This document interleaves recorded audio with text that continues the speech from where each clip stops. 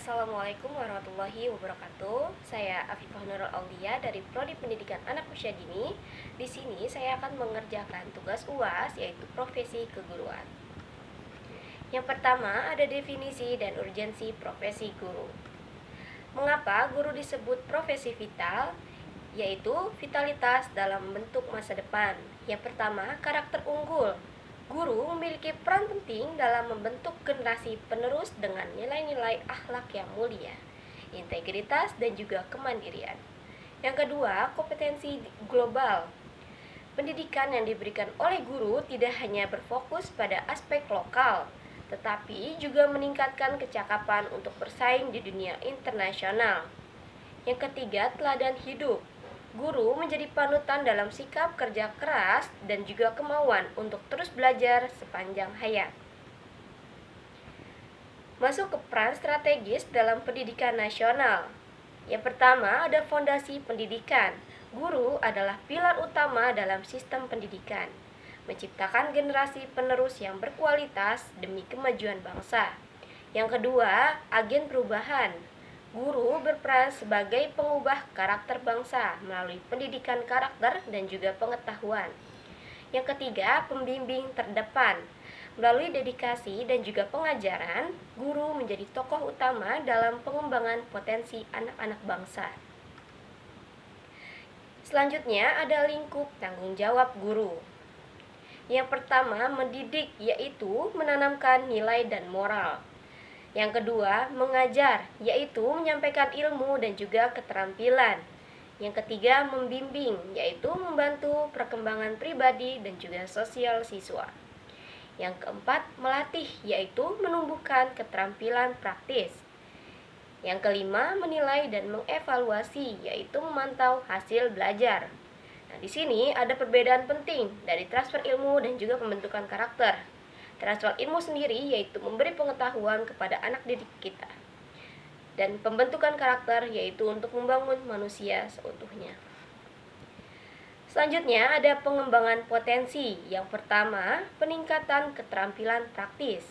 Guru membantu siswa dalam mengembangkan keterampilan tertentu, seperti problem solving, berpikir kritis, atau kemampuan teknis yang dibutuhkan untuk kehidupan maupun karir masa depan. Yang kedua, motivasi untuk berkembang.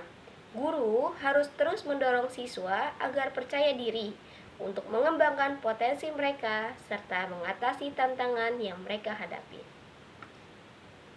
Selanjutnya ada tantangan dan tanggung jawab di era digital dan global, yaitu literasi digital dan etika. Yang pertama, adaptasi teknologi.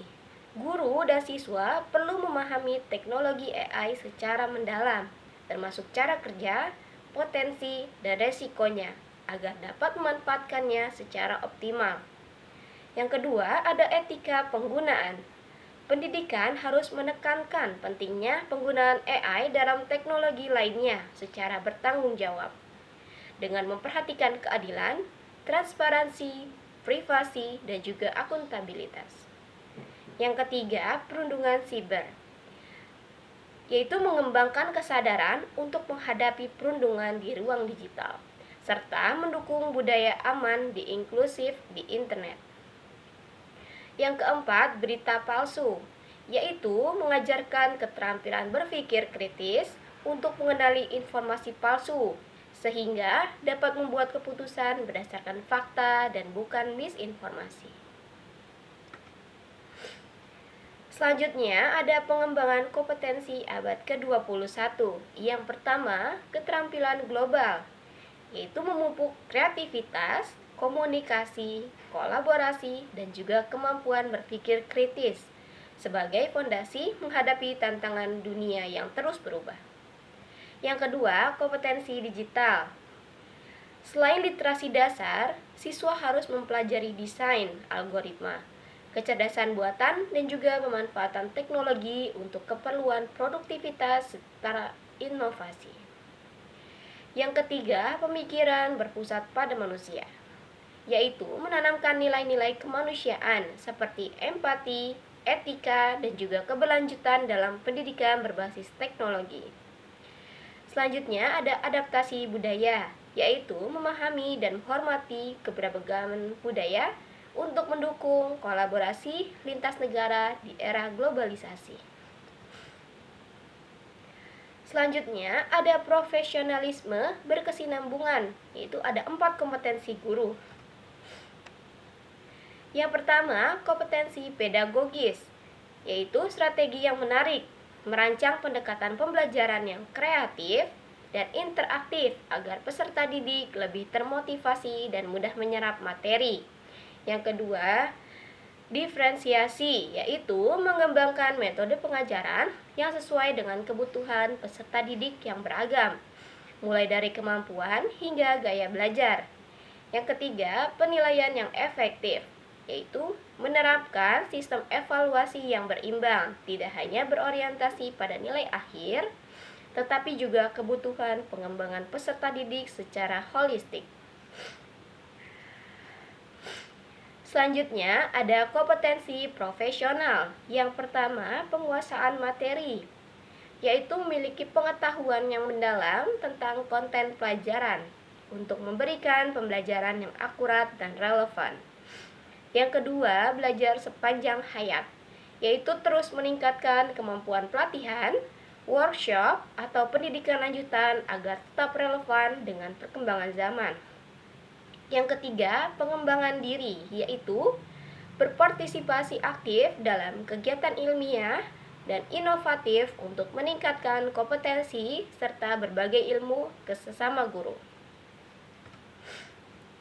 Selanjutnya ada kompetensi sosial. Yang pertama, hubungan interpersonal, yaitu membangun komunikasi yang positif dan yang mendukung antara guru, peserta didik, orang tua, dan kolega untuk menciptakan suasana belajar yang kondusif. Yang kedua, kolaborasi komunitas, yaitu terlibat dalam komunitas profesional, berbagi pengalaman, dan juga bekerja sama untuk mengatasi tantangan pendidikan secara kolektif. Yang ketiga, empati, yaitu memahami kebutuhan emosional dan latar belakang peserta didik untuk membangun hubungan yang harmonis serta mendukung pertumbuhan mereka. Selanjutnya ada kompetensi pribadi. Yang pertama, integritas, yaitu menjunjung tinggi nilai kejujuran dan etika dalam setiap tindakan agar menjadi teladan positif bagi peserta didik. Yang kedua, disiplin, yaitu mengelola waktu dan menjalankan tugas dengan tanggung jawab sehingga pembelajaran berjalan efektif dan terstruktur. Yang ketiga, kestabilan emosional, yaitu menunjukkan sikap dan tegas dalam menghadapi tantangan sehingga mampu memberikan lingkungan yang aman dan nyaman bagi peserta didik. Selanjutnya ada kode etik untuk guru. Pentingnya kode etik profesi guru. Yang pertama, membangun hubungan positif guru dan siswa, yaitu kode etik menuntun guru untuk bersikap adil, menghormati, dan juga memahami perbedaan siswa, dan juga menciptakan suasana belajar yang aman, nyaman, dan saling menghargai. Hasilnya, siswa merasa dihargai dan termotivasi untuk belajar. Yang kedua, menegakkan profesionalitas dan juga kepercayaan publik, yaitu guru yang beretika menunjukkan integritas, tanggung jawab, dan disiplin kerja, dan juga menumbuhkan kepercayaan masyarakat dan orang tua terhadap profesi guru. Hasilnya, profesi guru dihormati sebagai tenaga profesional, bukan sekedar pekerjaan rutin.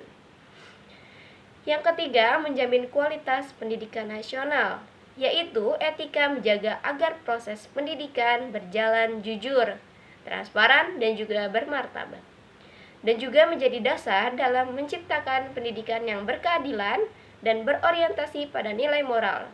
Hasilnya, pendidikan nasional memiliki mutu yang tinggi dan juga berkarakter kuat. Selanjutnya, ada contoh penerapan kode etik guru. Yang pertama, dalam keadilan, yaitu menilai semua siswa dengan objektif tanpa diskriminasi. Yang kedua, kerahasiaan, yaitu menjaga privasi masalah pribadi siswa. Yang ketiga, keteladanan, yaitu bersikap jujur, disiplin, dan sopan dalam perkataan dan tindakan. Yang keempat, empati, yaitu mendengarkan keluhan siswa dengan sabar tanpa menghakimi. Yang kelima, profesionalitas, yaitu tidak menyalahgunakan jabatan atau wewenang dalam mengajar. Selanjutnya, ada studi kasus singkat dan juga solusinya. Studi kasusnya, anak PAUD sulit berpisah dengan orang tua, yaitu menangis tiap hari di sekolah.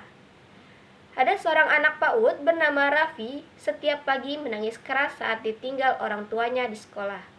Ia enggan bergabung dengan teman-temannya dan lebih sering duduk menyendiri. Hal ini membuat proses belajar terganggu dan juga guru harus menenangkannya. Sikap guru profesional yang pertama, kompetensi pedagogik. Guru memahami karakter anak usia dini, yaitu yang masih butuh rasa aman dan kelekatan emosional. Dan juga guru menciptakan transisi yang lembut dengan kegiatan awal yang menyenangkan seperti bermain lagu sambil menyapa.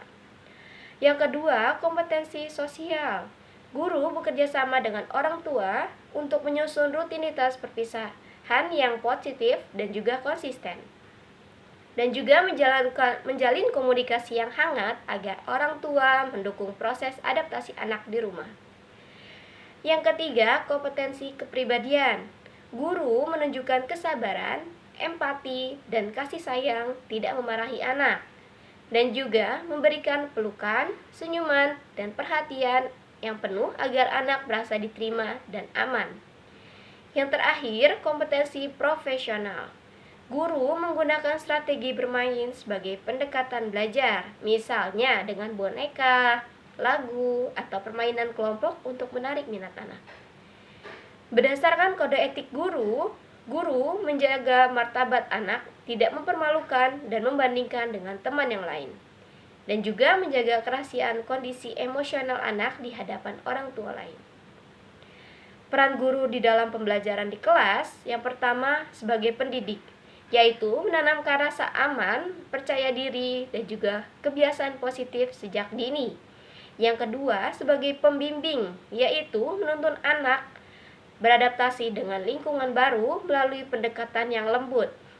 Yang ketiga, fasilitator, yaitu menciptakan suasana belajar yang edukatif dan juga penuh kasih. Yang keempat, yaitu teladan, yaitu menunjukkan perilaku sabar, ceria, dan penuh empati agar ditiru anak. Selanjutnya ada penutup, yaitu ringkasannya, guru yaitu sebagai profesi strategis dan juga bermartabat. Tugas guru mencakup ilmu dan juga pembentukan karakter. Di era digital yang menuntut guru untuk adaptif dan juga beretika. Dalam kompetensi dan kode etik yaitu kunci profesionalisme. Sebagai guru berperan membangun masa depan bangsa. Pesan yang reflektif, guru bukan hanya mengajar tetapi membentuk peradaban bangsa. Terima kasih. Wassalamualaikum warahmatullahi wabarakatuh.